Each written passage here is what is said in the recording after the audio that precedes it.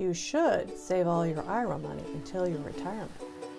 But throughout your life, stuff happens. You may need to make a withdrawal. Ordinarily, when you withdraw from an IRA before age 59 and a half, you'll get hit with a whopping 10% penalty. But fortunately, there are exceptions where you can withdraw penalty-free. First, a little review. Anyone with earned income or a spouse with earned income can contribute to an IRA, up to $6,000 per year or $7,000 if you're 50 or over. There are two types of IRAs, traditional and Roth.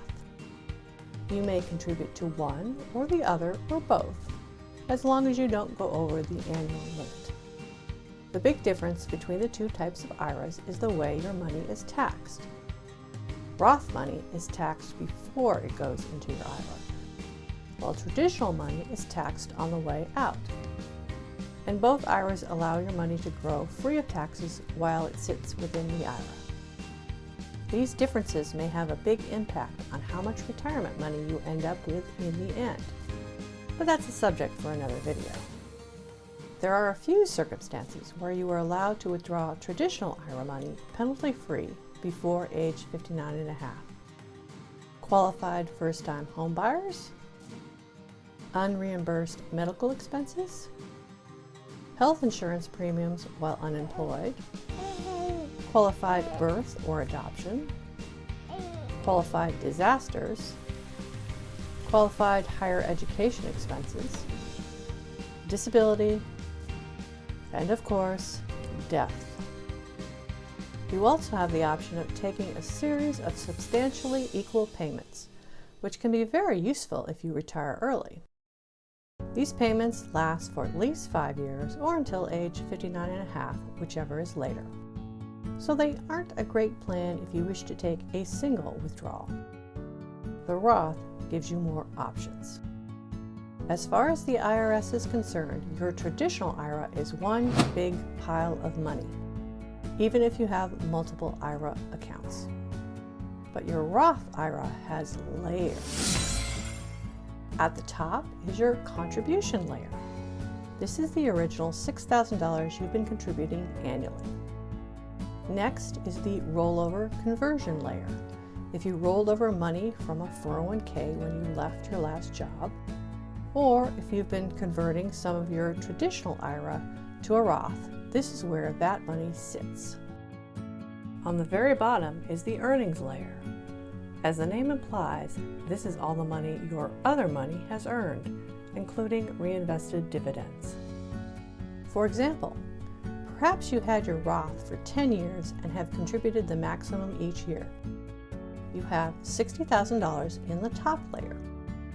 Perhaps 2 years ago you converted $10,000 from your traditional IRA to this Roth. You have $10,000 in the middle layer. Perhaps you've been making around 8%.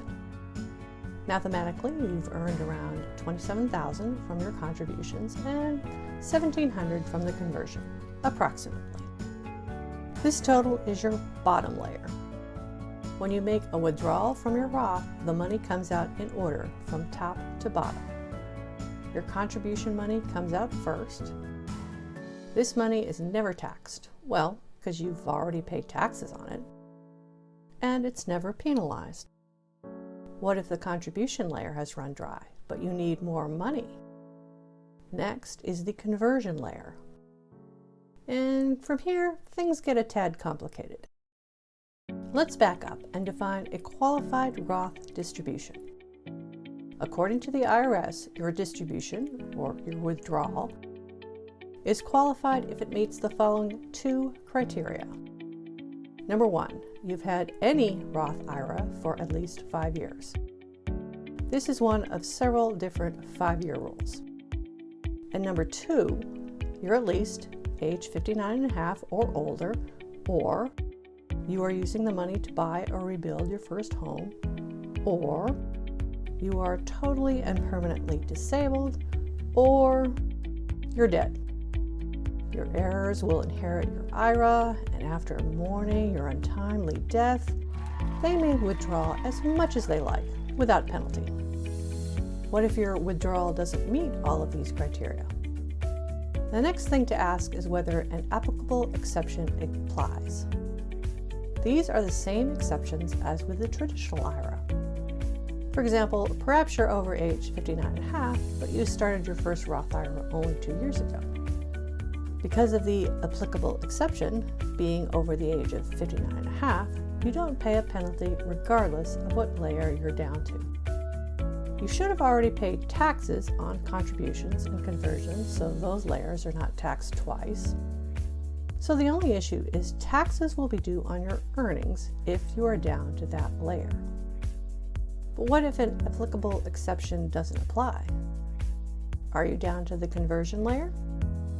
You'll need to apply a different 5-year rule. Every conversion or rollover that you do gets their own 5-year countdown timer. For example, the money that you rolled over 4 years ago has 1 year to go, while the money you converted last year has 4 years to go. If it's been more than 5 years, that money can come out without penalty or taxes. But as usual, if you're down to the earnings layer, that money will always get penalized if an applicable exception doesn't apply. If tables aren't your thing, here's all that information summarized. You can take money from the contribution layer at any time without penalty or taxes. If you start to dig into the conversion rollover layer, you'll need to be aware of how long it's been since that money has been converted or rolled over. If it's been less than 5 years, you'll owe a penalty.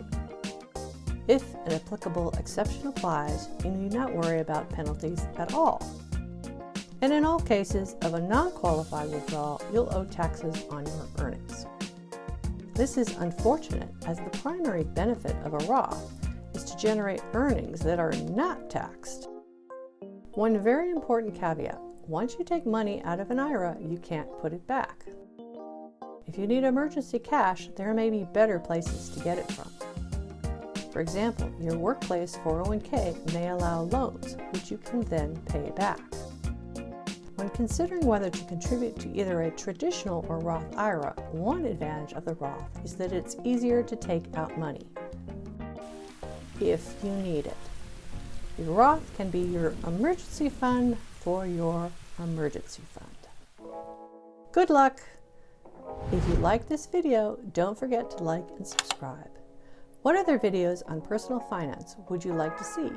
Leave your suggestions in the comments below.